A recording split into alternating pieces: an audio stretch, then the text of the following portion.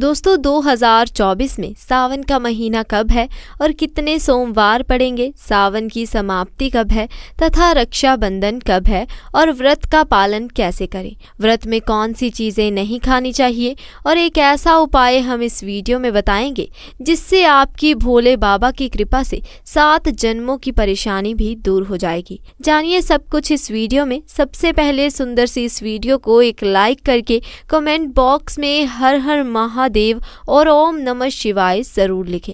दोस्तों सावन का महीना शिव भक्तों के लिए प्यार की सौगात लेकर आता है।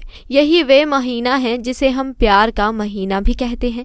पक्षियों की चहचहाहट मधुर संगीत में बदल जाती है। वर्षा ऋतु का आगमन होता है। प्रकृति जल मगन हो जाती है। खूबसूरत शब्दों में आपस में बातें करती है।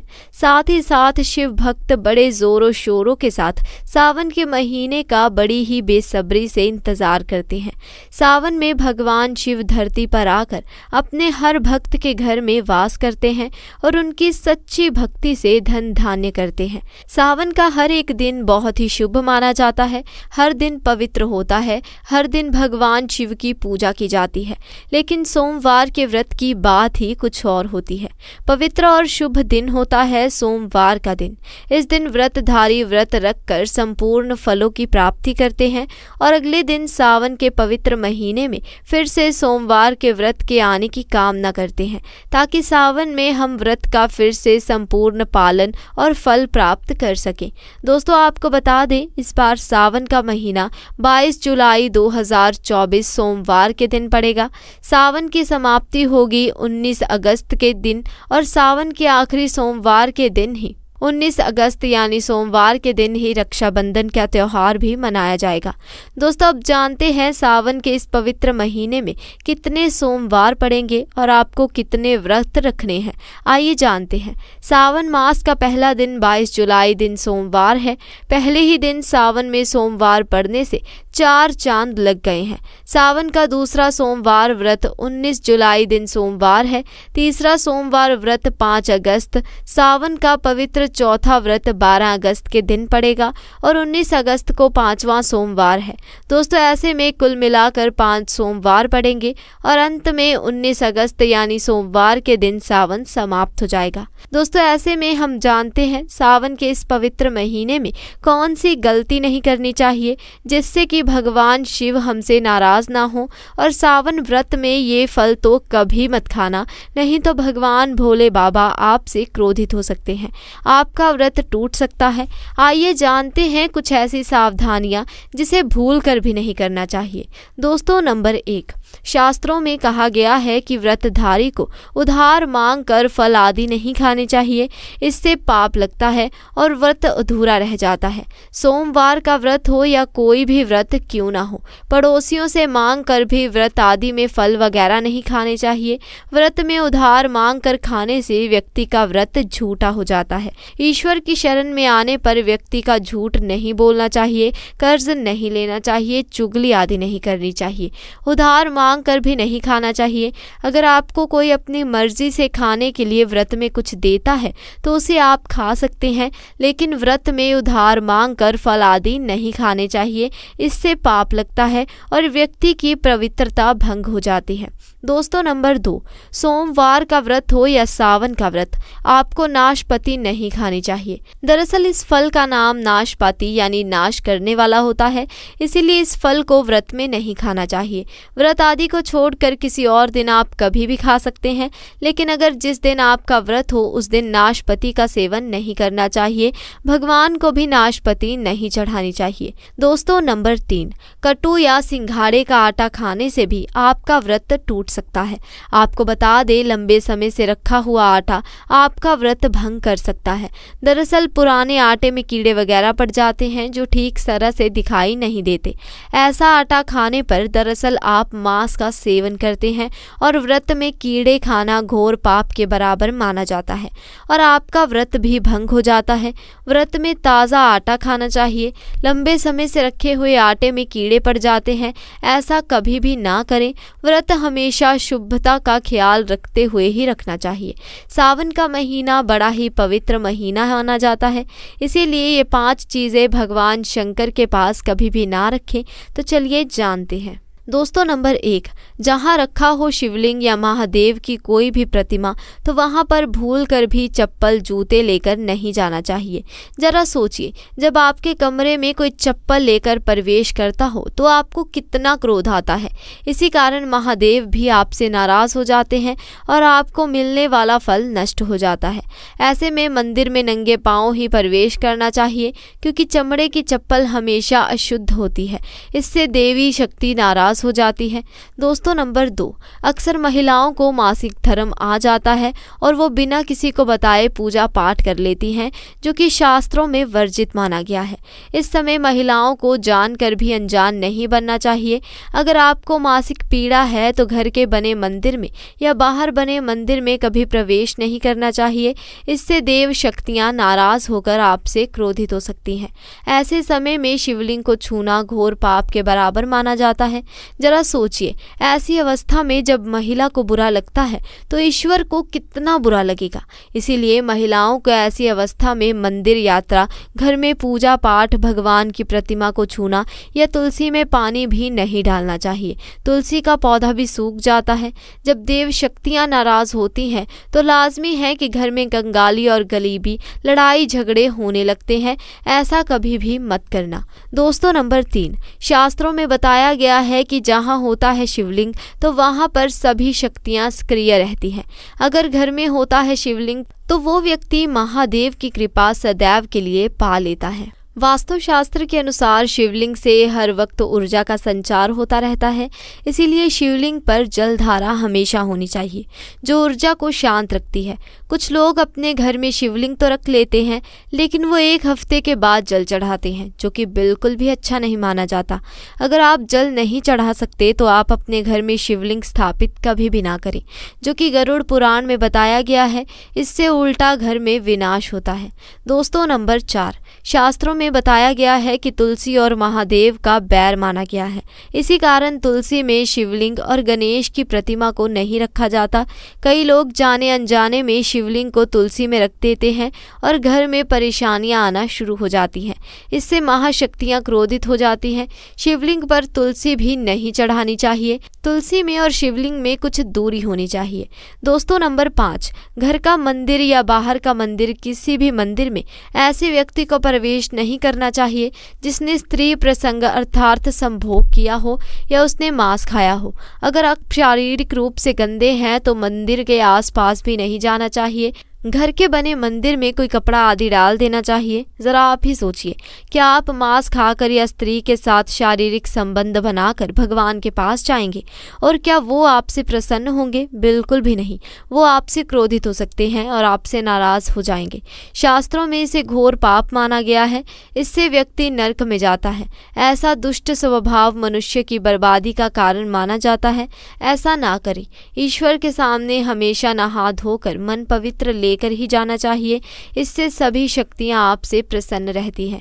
दोस्तों, सावन के महीने में भगवान भोलेनाथ को ऐसे बेलपत्र कभी भी मत चढ़ाना, बहुत ही अशुभ माना जाता है। दोस्तों, पौराणिक मान्यताओं के अनुसार बेलपत्र चढ़ाने से शिवजी का मस्तक शीतल रहता है।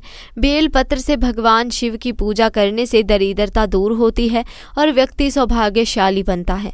इससे हनुमान जी भी प्रसन्न होते हैं, क्योंकि वे शिव के ही अवतार हैं और इस बात को शायद ही कोई जानता होगा।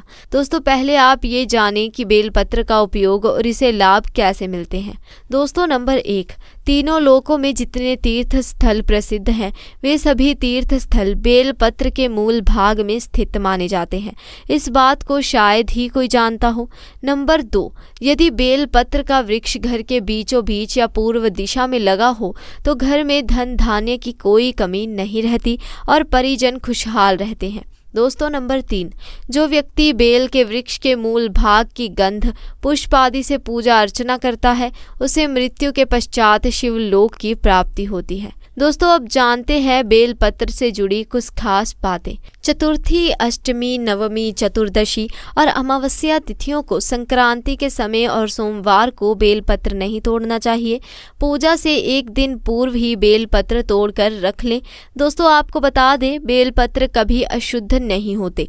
यदि आपको पूजा के लिए नया बेलपत्र नहीं मिल रहा तो आप किसी दूसरे के चढ़ाए हुए बेलपत्र को स्वच्छ जल से धोकर भगवान शिव को अर्पित कर सकते हैं। दोस्तों बेलपत्र में 3 पत्तियां होनी चाहिए। कटी फटी पत्तियों को बेलपत्र भगवान शिव को अर्पित गलती से भी मत करना। कटी फटी पत्तियों को अर्पित करने से शिव का अपमान माना जाता है और बेलपत्र का भी। इसीलिए बेलपत्र की पत्तियां एकदम साफ होनी चाहिए। दोस्तों सावन के इस पवित्र महीने में जिस व्यक्ति को 5 संकेत मिल जाएं तो इससे ये पता चलता है कि महादेव आपकी भक्ति से बहुत प्रसन्न है और आपको धनी होने से कोई भी नहीं रोक सकता। तो चलिए जानते हैं। दोस्तों नंबर 1, बैल का दरवाजे पर आना। नंदी महाराज भगवान भोलेनाथ के वाहन हैं। नंदी को भगवान शिव का द्वारपाल भी कहा गया है। नंदी महाराज को बुद्धि और ज्ञान का प्रतीक माना जाता है। शिव के मंदिर के बाहर हमेशा नंदी महाराज विराजित रहते हैं। लेकिन अगर सावन के इस पवित्र महीने में अचानक से नंदी महाराज आपके दरवाजे पर आ जाए और घर की चौखट को सींग मारने लगे, तब आपको समझ लेना चाहिए कि भगवान शिव आपके घर में आने वाले हैं, जो कि ये एक उनके आने का संकेत है। भगवान शिव आपकी भक्ति से बहुत ही प्रसन्न है और आपके घर में खुशियां आने वाली हैं। आपको धनी होने से कोई नहीं रोक सकता। लेकिन याद रहे, नंदी महाराज को तिलक लगाकर मीठा भोजन जरूर खिलाएं। दोस्तों नंबर 2, सावन के पवित्र महीने में अचानक से आपके सपने में अगर शिवलिंग दिखाई दे जाए, अर्थात भगवान शिव दिखाई दे जाएं, तो इससे आपको ये समझना चाहिए कि अब आपके जीवन से परेशानियों का अंत जल्द ही हो जाएगा। भगवान शिव आपकी सच्ची आराधना भक्ति से बहुत खुश हैं और वो आपके घर में आने वाले हैं। ऐसे में याद रहे, शिव जी की भक्ति में कोई भी कमी नहीं आनी चाहिए। घर को गंदा मत रखना, क्योंकि आपके घर में भगवान शिव आने वाले हैं। दोस्तों नंबर 3, शास्त्रों के अनुसार माना गया है कि नीलकंठ भगवान शिव का प्रतीक है। अगर आपके घर में सावन के महीने में नीलकंठ छत पर आकर बैठ जाए तो उसे भूल कर भी मत भगाना, क्योंकि ये भगवान शिव का प्रतीक माना जाता है। ऐसे में आपके घर में खुशियां होती हैं, क्योंकि भगवान शिव आपकी भक्ति से बहुत खुश हैं। शास्त्रों में बताया गया है कि नीलकंठ अगर मनुष्य के घर पर आकर बैठ जाए तो साक्षात घर में महाशिव के आने के संकेत माने गए हैं। अब आपके बुरे दिन जाने वाले हैं। कहते हैं श्री राम ने इस पक्षी के दर्शन करने के बाद ही रावण पर विजय प्राप्त की थी। दोस्तों नंबर 4, सावन के पवित्र महीने में अचानक से घर में काली सांप निकल जाए तो बहुत ही शुभ माना जाता है। इसे बिल्कुल भी ना मारे, भगवान शिव के आने का संकेत है। जिनकी भक्ति से महादेव प्रसन्न होते हैं, तब महादेव किसी खास अवसर पर ही अपने दर्शन देते हैं। सावन का महीना बहुत ही पवित्र महीना माना गया है। यही वो महीना है जिसमें भगवान शिव धरती पर आते हैं और उसी घर में अपना वास लेते हैं जिस घर में उनका सच्चा भक्त हो। सपनों में किसी मंदिर में नाग नागिन का जोड़ा दिखना बहुत ही शुभ माना जाता है। ये घर में शिव के आने के संकेत हैं। अब आपको खुश होने की ज़रूरत है। दोस्तों नंबर 5, सावन के शुभ अवसर पर सोमवार के दिन डमरू की आवाज़, घंटियों की आवाज़ सुनाई दे जाए तो ये अत्यंत शुभ माना गया है। इसका अर्थ ये है कि भगवान भोलेनाथ आपसे प्रसन्न है और जल्द ही आपके घर में और जीवन में प्रवेश करने वाले हैं, जिससे आपका आर्थिक संकट दूर हो जाएगा। जीवन में सुख समृद्धि आने लगेगी। महादेव आपसे बहुत प्रसन्न हो जाएंगे। दोस्तों अब जानते हैं सावन के पवित्र समय में मंदिर में घंटी क्यों बजाई जाती है। घंटी क्यों बजाई जाती है, ताली क्यों बजाई जाती है, इसका कारण क्या है। शंकर के मंदिर में घंटी क्यों बजाई जाती है, ताली क्यों बजाई जाती है, क्यों नकारा जाता है।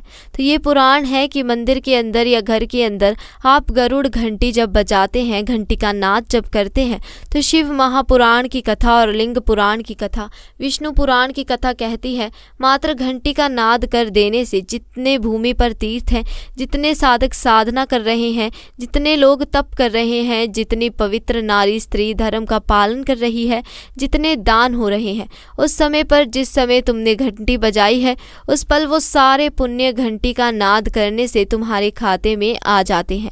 शंकर जी के मंदिर में जाकर ताली का नाद किया जाता है। ताली शिव मंदिर में क्यों बजाई जाती है?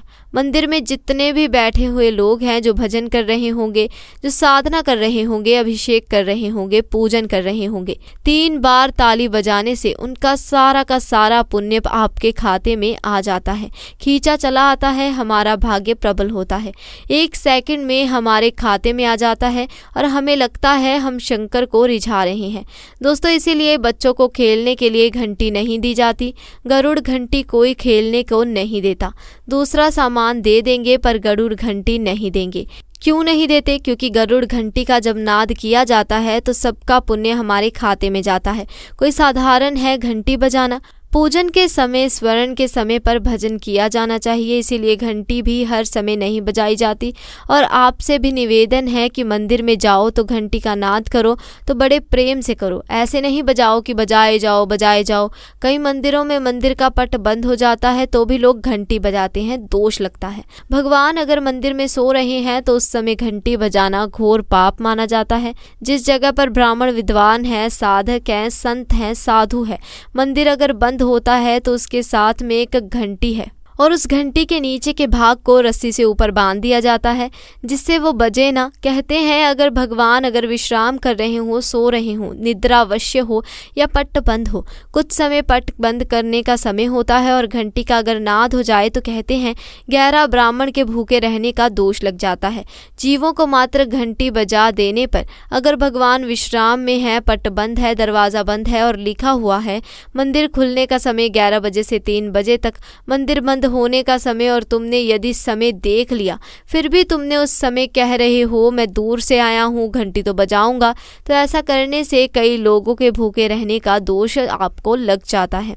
घंटी बजाने का सबसे शुभ समय माना जाता है सुबह 4 बजे से लेकर सुबह 11 बजे तक। अत्यंत दुर्लभ और मंगलकारी माना जाता है इस समय घंटी बजाना। और रात के समय शाम 6 बजे से लेकर रात 11 बजे से पहले तक पूजा पाठ तथा घंटी बजा लेनी चाहिए, क्योंकि 12 से पहले तथा 12 के बाद मंदिर के पट बंद कर दिए जाते हैं।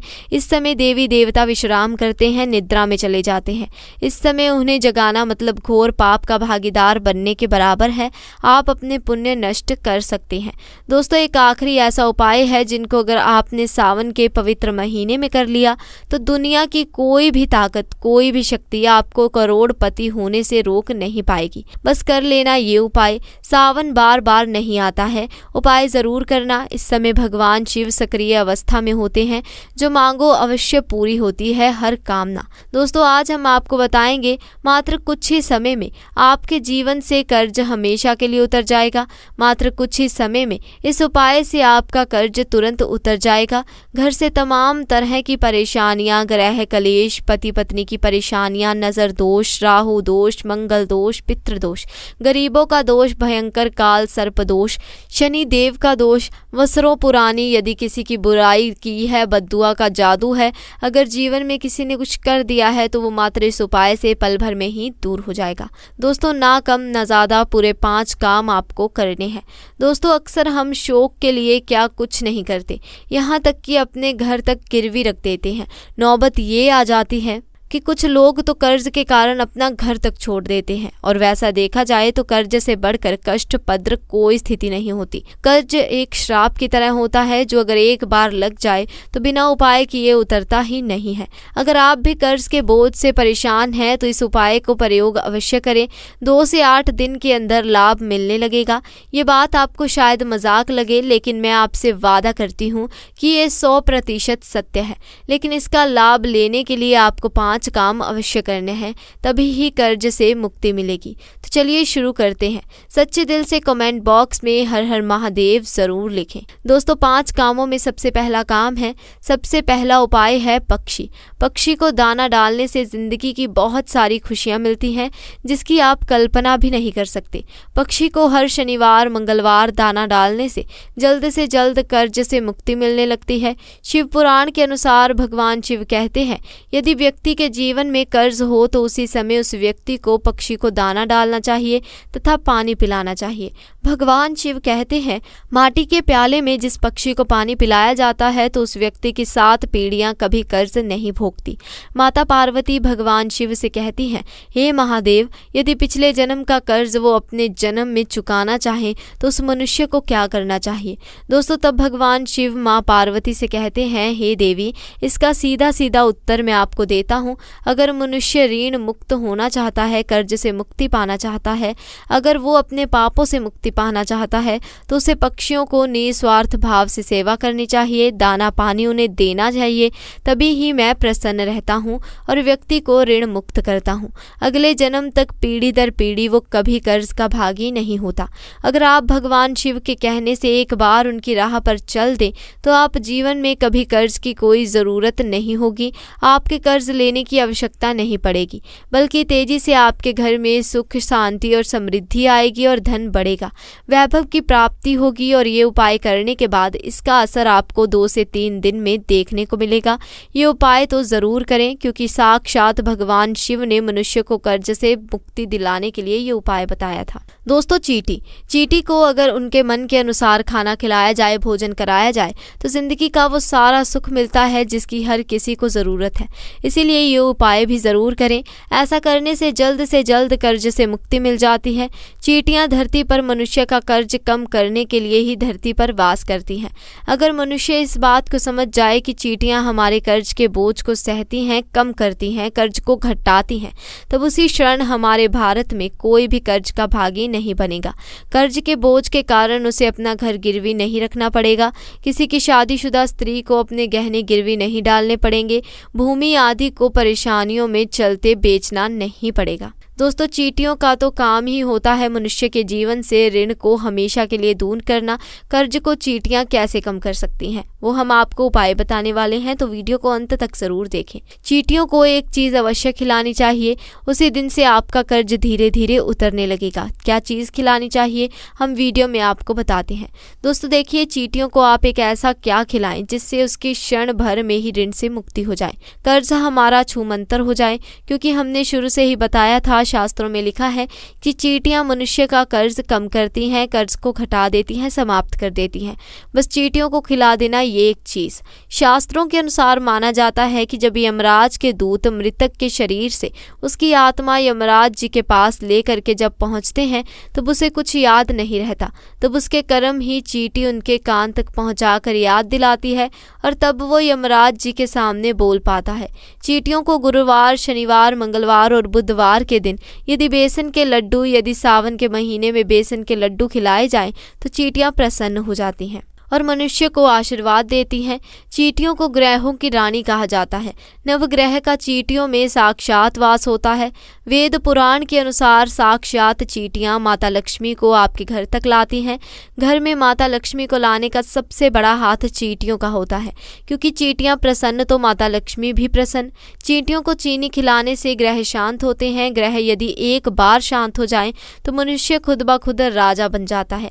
घर में तेजी से धन चुंबक की तरह खींचा चला आता है। तो दोस्तों, आज के लिए बस इतना ही। आपको हमारी आज की ये जानकारी कैसी लगी, कमेंट सेक्शन में ज़रूर बताएं। साथ ही दोस्तों, वीडियो पसंद आई हो तो इसे लाइक करें, शेयर करें और चैनल को सब्सक्राइब करें। धन्यवाद।